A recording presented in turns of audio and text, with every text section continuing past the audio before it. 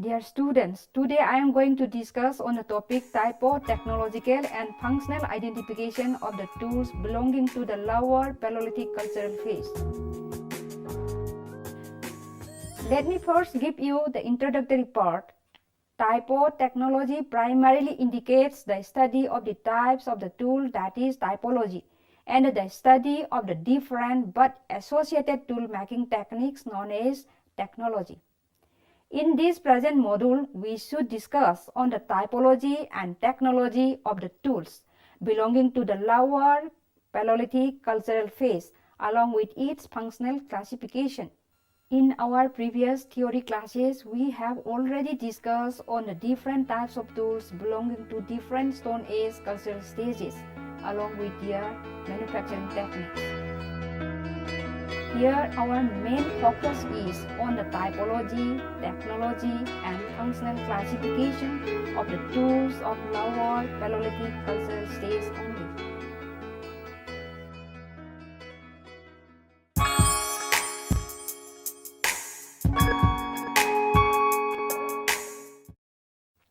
Now let's come to the next point, typo-technology, that is about the typology of the tool and techniques of the tool. As stated above, it is the study of different types of tools. It has an intimate relationship with the mapping of prehistoric lithic artifacts. Therefore, both typology and technology in turn depend, though to a lesser degree, on the type of raw material or rock type available to a given community of prehistoric time. For example, a heavy-duty tool, chopper or chopping, could not be manufactured by punching or fluting technique. Similarly, these techniques could not possibly be applied to hard and coarse-grained rock like quartzite. Thus, it is logical to expect an assemblage or industries of more or less similar kind of tools in archaeological salvages from a given place or site, and different typologies would characterize different environments and needs.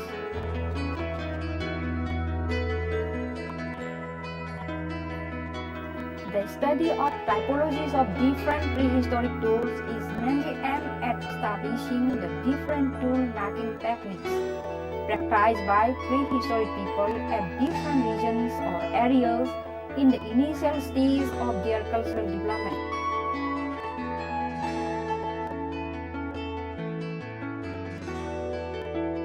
The typological study helps us to identify the diffusion, contact, and migration of different traditions of prehistoric cultures. It should in no way mean that all the tools found from all over the world have to conform to any of these defined typologies. It is mainly because of the fact that prehistoric men named the lithic tools according to their plan and necessities, without having anything to do with our attempt of defining some common kinds. As a consequence of it, there are many stylistic variations noted within a typology, and as a rule, they are described on the basis of their specific peculiarities. To justify it, let us see an example of it. Say the term handek stands for a defined typology, but within this typology, there are many stylistic variations like pyriform handeks, coded handeks or codiform or hard-shaped handeks,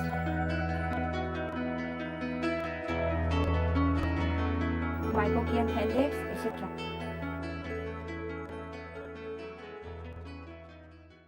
Before we start with the definitions of the various typologies, it is important to note that many cultures with characteristic tools have, in course of time, developed almost typological meaning like the Babylonian handeks or Acheulean handeks, etc.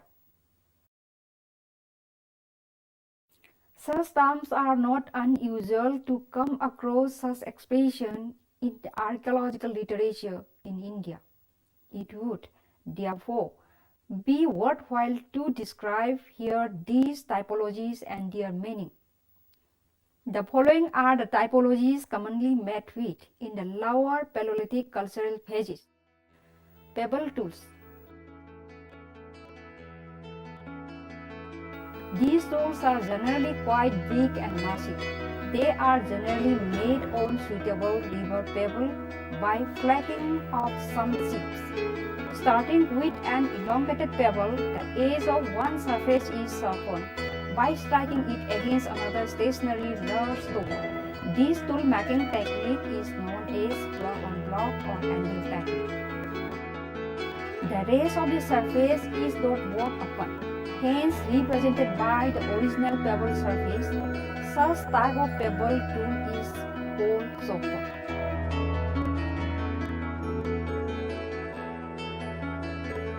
In some cases, flakes are removed from both the surfaces, but from one of the ends of the pebble. This type of bifacial tool is known as chopping tool.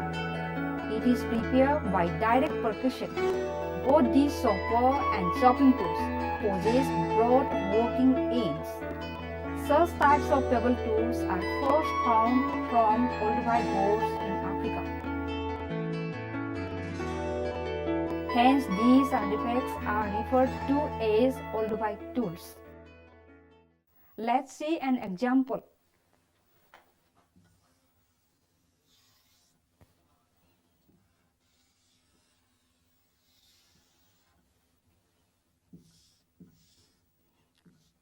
This is the flex curve on the dorsal surface, and this is the profile line, and this is the ventral surface. This is the cortex region. This part is also cortex region, and this is an unifacial tool, hence it is called a chopper. Whereas in case of the chopping tool, we will find the dorsal, this profile,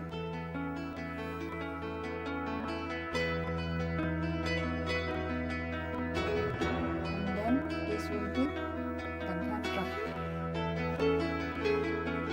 Both sides is working.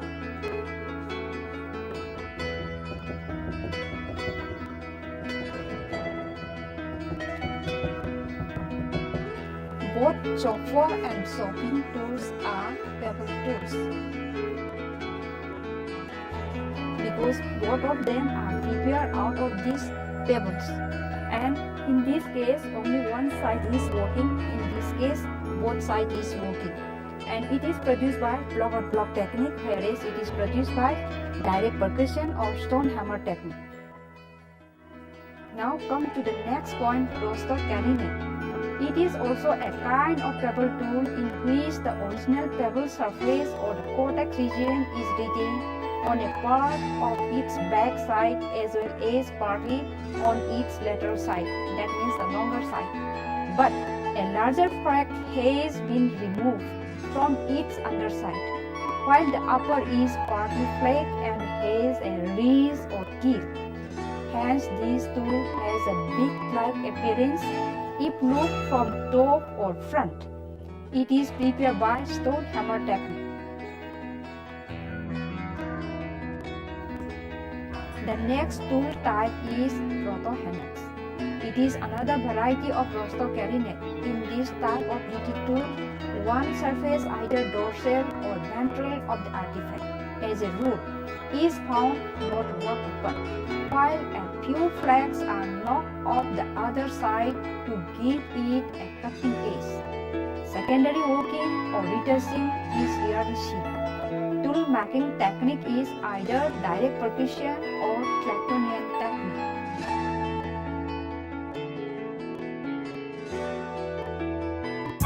Next tool type is hand axe. It is a bifacial chord tool having usually a biconvex profile view. It has always a thick and heavy butt end, while the working end tapers or slopes down to form a more or less pointed and sharp-edged working tip. Various handexes are produced by using different techniques.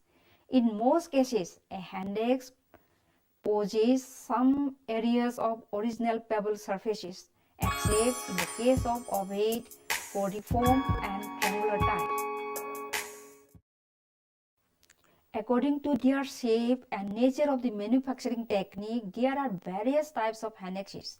Some of the common types of handex are listed below.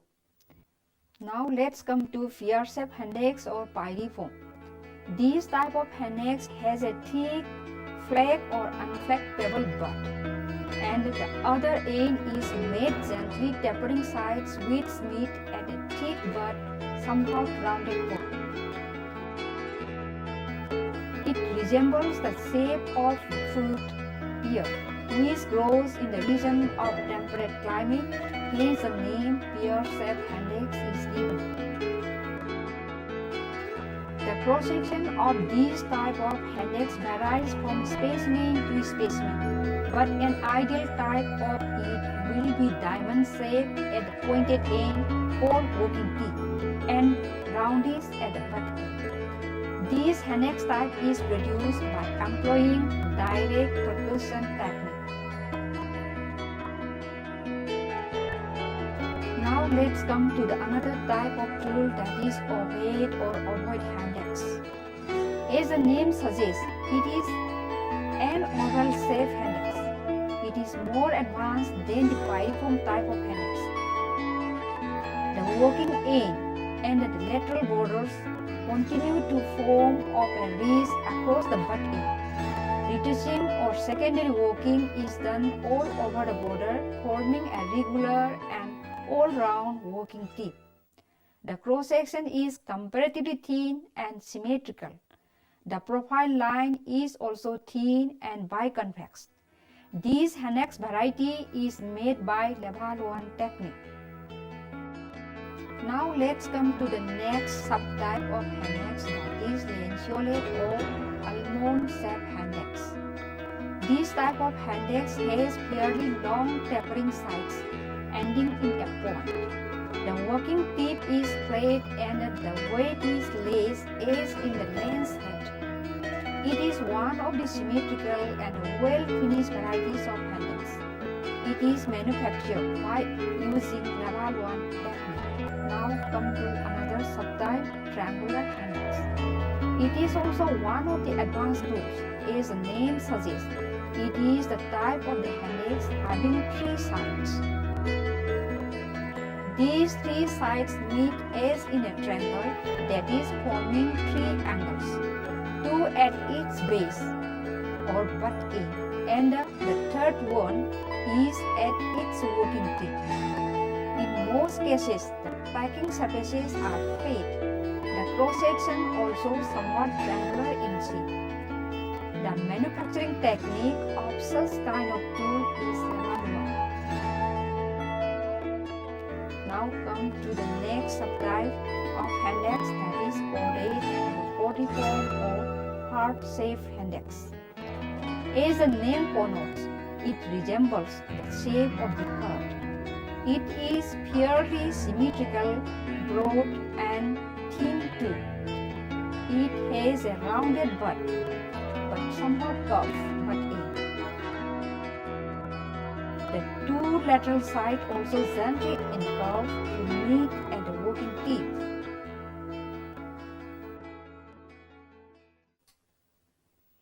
The cross-section is lenticular or symmetrical biconvex. Laval-1 technique is employed for shaping this tool. Now come to the next subtype, that is Abelian handex.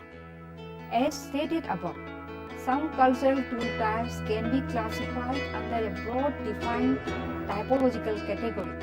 The Abelian type handex refers to one of such categories which usually have a massive structure. It is crudely made with minimum cracking It is bifacial tool but rarely symmetrical in shape. It bears the marks of layers and deep flackings. Retouching or secondary working is hardly seen. The amphibian hanex come from Bivai sites from Somme Valley in France. Such type of tool is prepared by using stone hammer technique. Now come to the Acheulean hanex type. This hanex is a typical variety. This typological classification is made on the type of the tool of a particular industry. It comes from Saint Acheulean site in France. Such hanex type is shorter and neater than the Amphibian hanex and strikingly symmetrical in shape. Cylinder hammer technique is used in shaping and finishing the tool. It is evidenced by the regular, elongated, shallow, slender, and somewhat parallel flexures remain in the tool.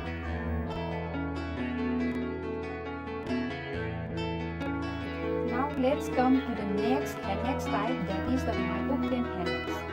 It is named after the type site La Microbe in France.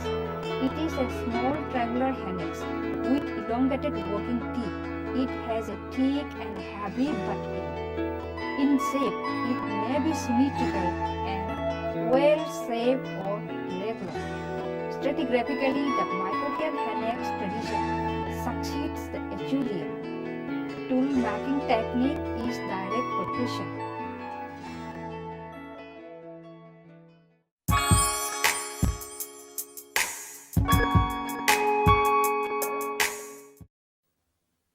Now let's come to the last tool type, that is the cleaver.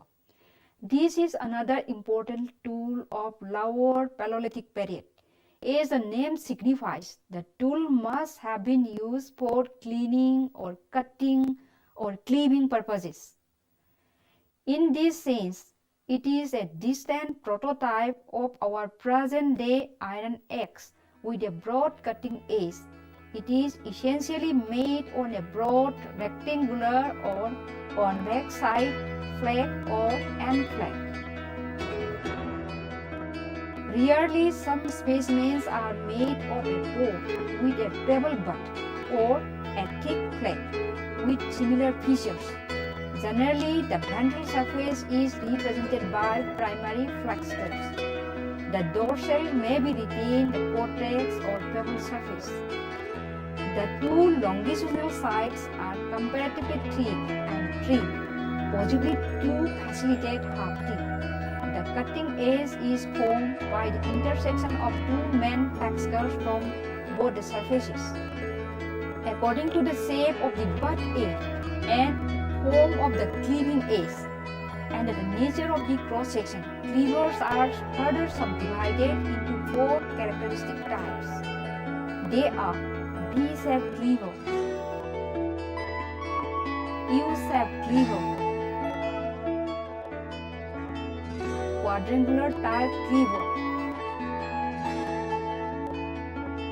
and trim or fairing sides cleaver.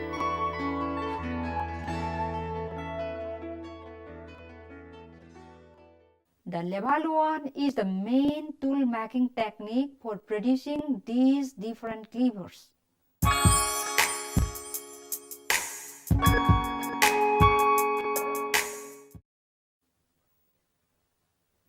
Now come to the next point, that is the function of the various tool types of the Lower Paleolithic period.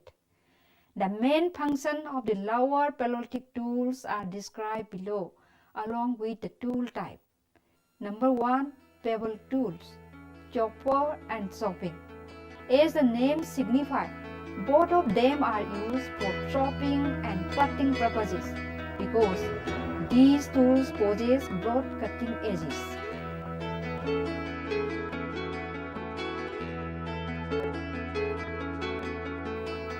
Now come to Prostocarinet. It is a pebble tool. Its function remains the same as those of the chopper and chopping tools.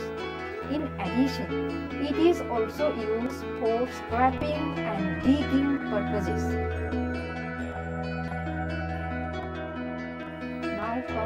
proto-handex. It is another variety of rostocarinate.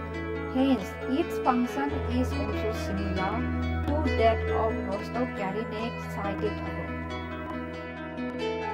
Now let us come to the next tool type, that is handex. Though it has a number of subtypes, all are used for multiple functions like cutting, digging, smashing, tearing, dressing, grinding, boring, scraping, crushing, hurling, etc. Hence, a handex is also known as hooked coil or multi-purpose tool.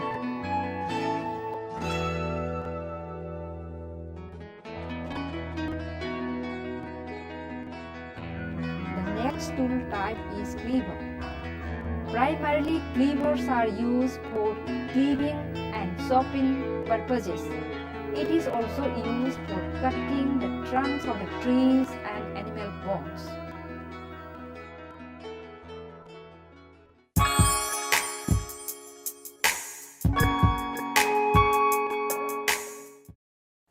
Now let's come to the concluding part of this topic. During the lower Paleolithic cultural phases, there are 5 main tool types so far recovered and reported. They are classified on the basis of their typology. They are pebble tools, rostocarinate, proto-handex, handex, and cleaver. Pebble tool includes chopper and chopping tools. The handex has 8 subtypes, including the pick type, whereas the cleaver has 4 subtypes. These lower Paleolithic tools are mainly produced by using anvil technique or block-on-block technique, direct percussion or stone hammer technique, cylinder hammer technique, Clactonian technique, and Levallois technique. All these lower Paleolithic heavy tools have multiple functions. Of them, mention may be made of chopping, cutting, digging, grinding, scraping, cleaving, hurling, and boring. Thank you all for patient hearing.